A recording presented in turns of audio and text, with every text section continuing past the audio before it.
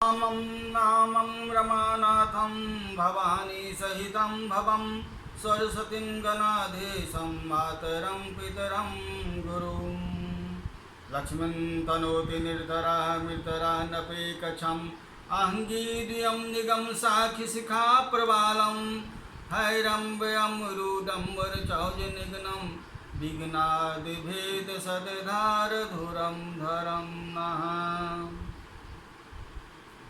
प्रवक्ता आधार पुरुषस्य नामः डॉक्टर कृष्ण नारायण झा, सहायक प्रोफेसर साहित्य, जूथालाल संस्कृत महाविद्यालय, मझौलिया, पश्चिमी चंपारण, बिहार।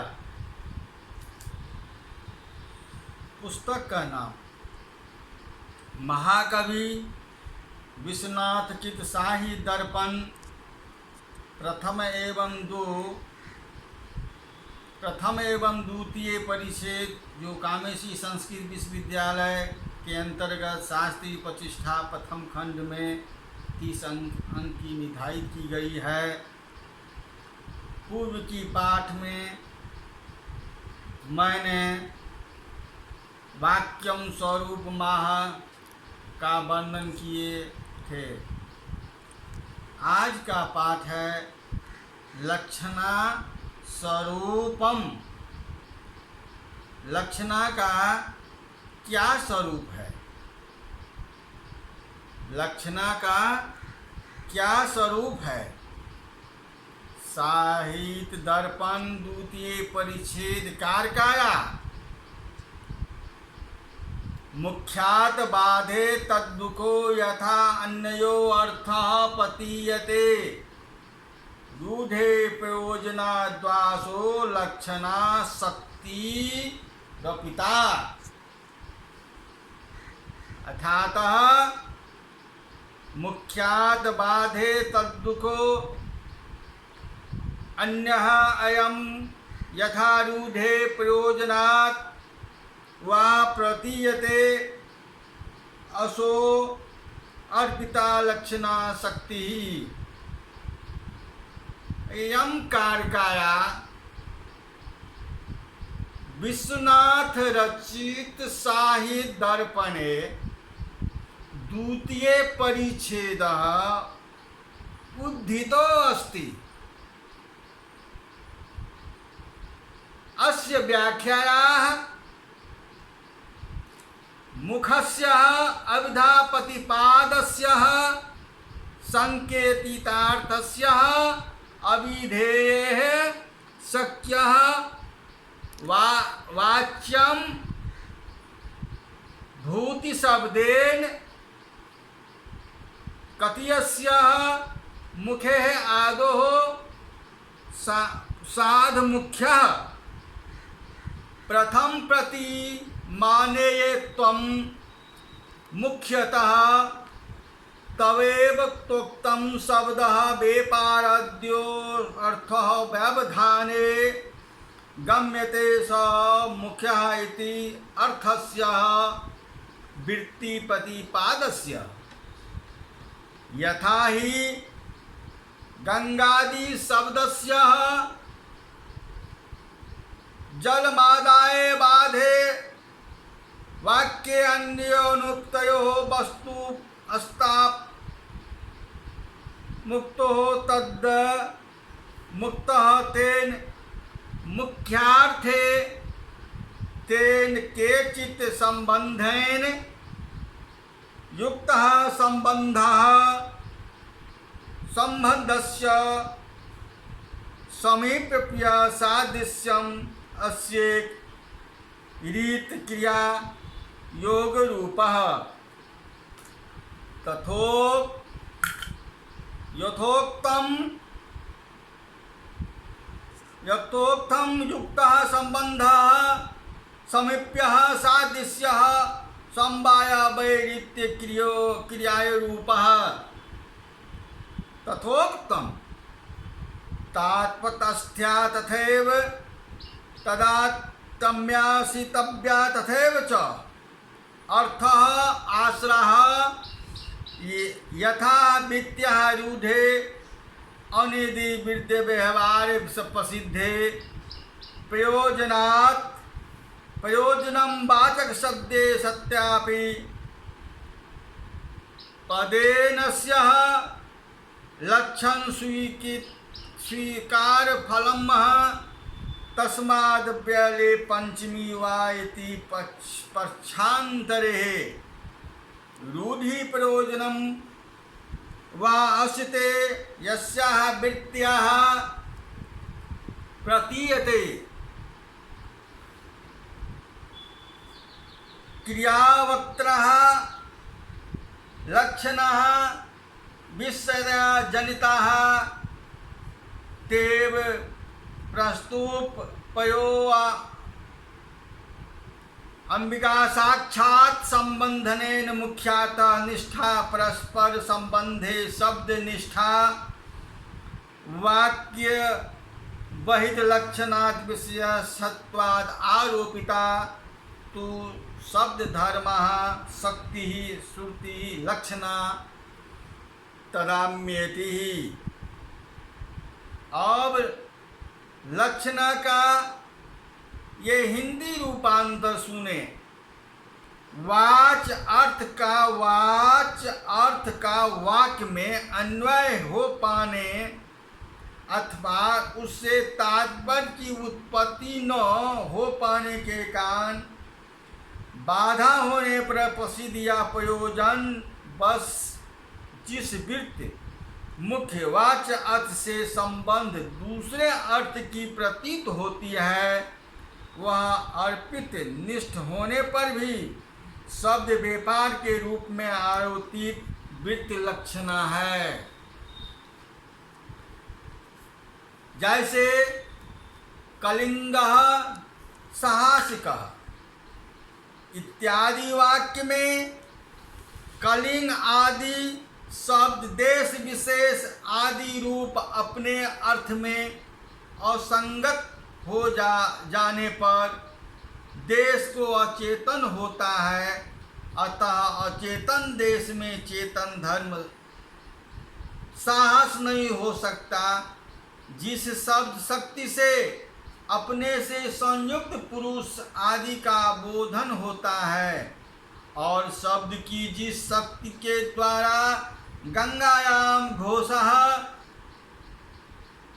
गंगा में गांव आदि वाक्य में गंगा यदि शब्द जल रूप आदि अर्थ के बोधक होने से प्रकृति अर्थ में अनुरूप उत्पन्न होने पर अपने समीपता आदि ये 5 संबंध माने जाते हैं। कौन कौन? समीप, सारूप, समवाय, प्रीति एवं क्रिया योग, ये 5 संबंध माने जाते हैं। संबंध से समृद्ध युक्त तट आदि अर्थ का बोध होता है। यह अर्थनिष्ठ होने पर भी शब्द व्यापार के रूप में अर्पित आरोपित स्वाभाविक से भिन्न।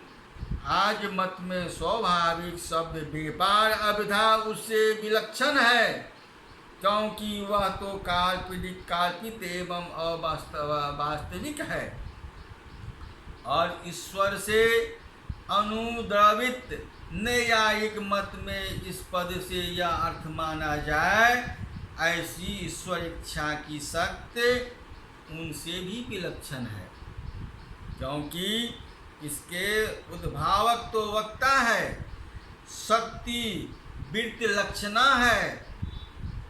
इसके पहले उदाहरण में लक्षणा का कारण रूढ़ि प्रसिद्ध है। दूसरे उदाहरण में गंगायाम तटः गंगा तट में गांव, इसके मात्र प्रतिपादन से अविलंब शीतत्व एवं पावन तत्व के अभिनय का ज्ञापन रूप प्रयोजन है।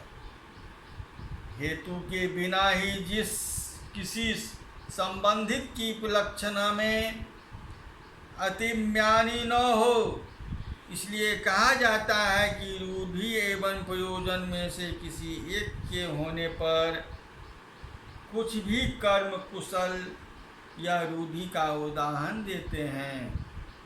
खासकर काव्य प्रकाशकार उनका यह आश्रय है कि कुशान कुशः लाती ले जाता है। इस व्युत्पत्ति से प्रायः कुश को हरण कर पाने वाला वह मुख्य अर्थ प्रस्तुत से अप्रस्तुत पर होने के कारण विवेयत्वम आदि के बचकर कुश की उखाड़ता होने पर हानि न होने के ढंग से काम कर के सामर्थ्य रूप संबंध में संबंध लक्ष्य रूप अर्थ का बोध कराता है।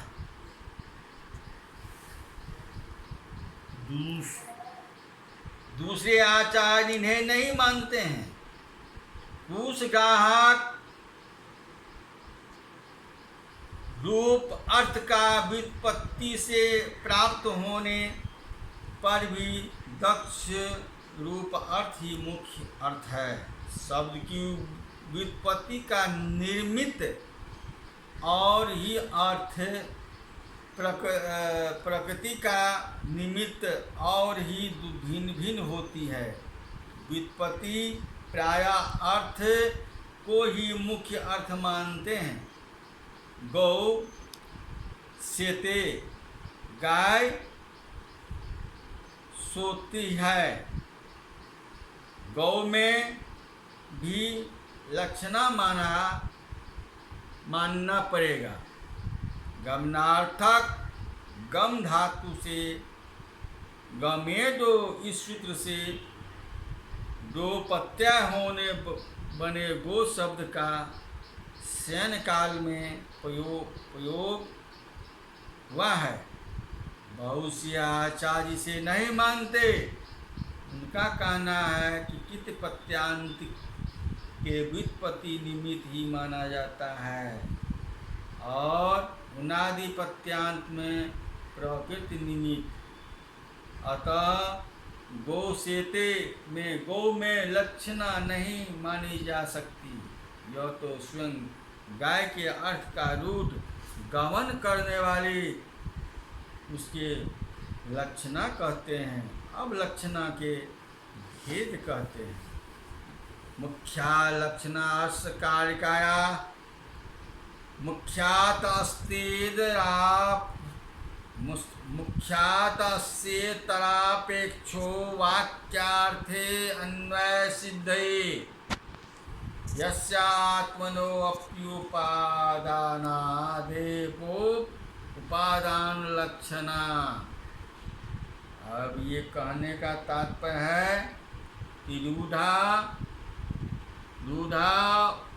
उपादान लक्षणा यथा श्वेतो धावती प्रयोजने यथा कुंता प्रवसन्ति अन्यो श्वेतादिभिः कुंतादेवीश्चेतास्तया केवलस्या वाक्ये अर्थे अन्वय सिद्धे मुख्यार्थस्य इतरापेक्षो आत्मनः अपि उपादानात् ऐसा उपादान लक्षणः स्यात्। वाक्ये अर्थे वाक्यस्य अर्थम पद समूहस्य अर्थे एकन्य विवेचने समुच्चरति। अन्वय सिद्धे तात्पर्य विषया लाभः यदा मुख्यार्थवादे वाक्ये नाम्यं लभते शब्दस्य लक्षणानि फलेन प्रयोगावसादि यथा मुख्यात् शक्त्याव्ययः इतस्तस्य मुख्यात् भिन्नस्य आपेक्षः पत्याननम् तत्रैव आत्मनः स्वरस्य मुख्यातस्येते ग्रहण आत्मत्मास्य तादृशी उपादान लक्षणः गम्य लक्षण भेदः स्यात्। वाक्य में प्रतिपाद्य अर्थ में अन्वय की सिद्धि के लिए मुख्य अर्थ का दूसरे अर्थ में अपेक्षित एवं अपने अर्थ का भी ग्रहण करने से उपादान लक्षणा कही जाती है। रूढ़ि में उपादान लक्षणा जैसे श्वेतो धावति, सफेद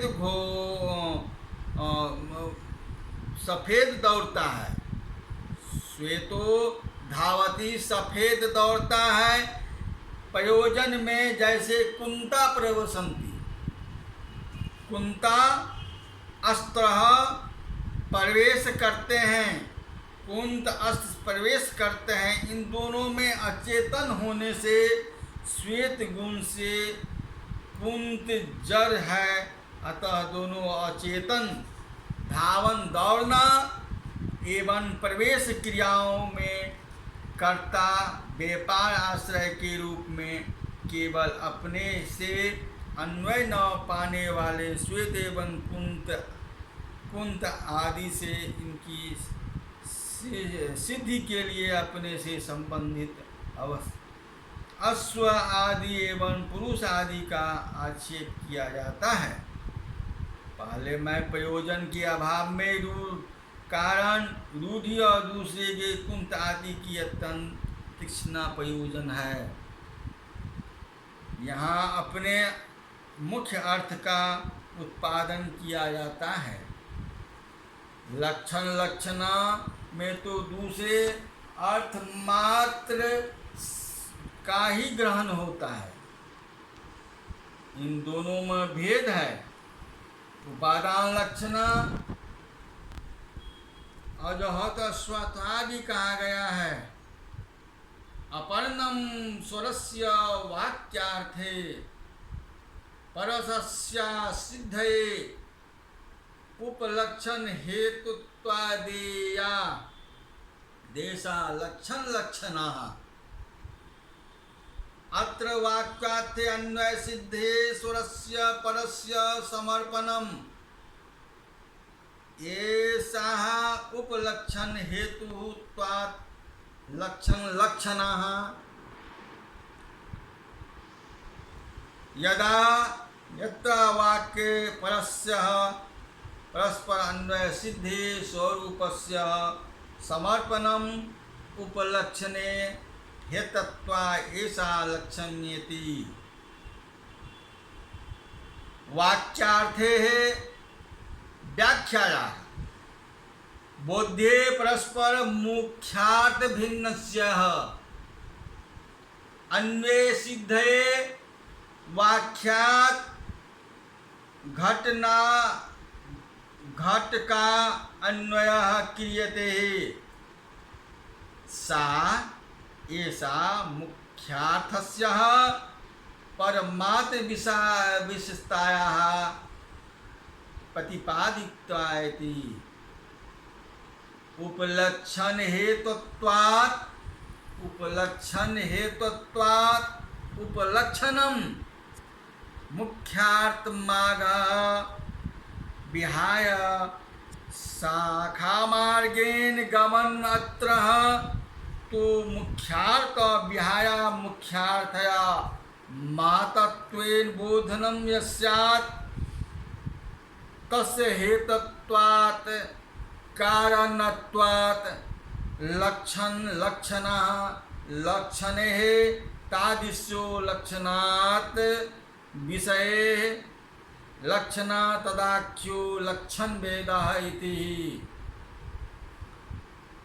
वाक्य अर्थ में दूसरे अर्थात और मुख्य अर्थ के अन्वय लाभ के लिए जिस वृत्ति से अपने अर्थात मुख्य अर्थ का समर्पण होता है वह वृत्ति अनुरूप और मुख्य अर्थमाद के बोधन के कारण से लक्षण लक्षणा होती है। मुख्य अर्थ के लिए मुख्य अर्थ का समर्पण लक्षण लक्षणा है। रूढ़ि एवं प्रयोजन में लक्षण लक्षणा जैसे कलिंग साहसिकः गंगायाम घोषः। कलिंग साहसी होता है, गंगा में गांव है इत्यादि। इन दोनों में अमुख अर्थ पुरुष एवं तट का वाक्यार्थ में अन्वय की सिद्धि के लिए साहसी एवं गांव के साथ कलिंग एवं गंगा शब्द अपने देश विशेष एवं प्रवाह का मुख्य अर्थ का समर्पण त्याग करते हैं। अथवा ऐसे कहते हैं, एक मित्र अपने मित्र से कहते हैं, उपकितम बहु यत्र की मुंचते सुजनता पठता भवता परमम्। उपकितम बहु तत्र की मुंचते सुजनता पठता भवता परम। विदधति दिस्मेव सदा सखे सुखितमास्व तथा शारदम सतम। हे मित्र, यहाँ पर एक मित्र दूसरी की मित्र को व्यंग करते हैं। व्यंग करते हैं, क्या कहते हैं? हे मित्र, आपने मेरा बड़ा उपकार किया और सौजन की पराकाष्ठा दिखलाई, इसमें क्या कहना है? सदा ऐसा ही करते हुए आप सुख के साथ 100 वर्षों तक जिए। यहाँ अमूल अपकार आदि की वाक्यार्थ में अन्वय सिद्धि के लिए उपकृत आदि मुख्य अर्थ का अर्पण करते हैं। अपकारी उपकार आदि के प्रतिपादन से मुख्य अर्थ का बाध्य होता है। मुख्य एवं अमुख्य अर्थ का विपरीत लक्षण वाला संबंध है और अपकार का अधिक इसका प्रयोजन अर्थात फल है। यही जहत्वा स्वार्थ भी कही जाती है। आरोप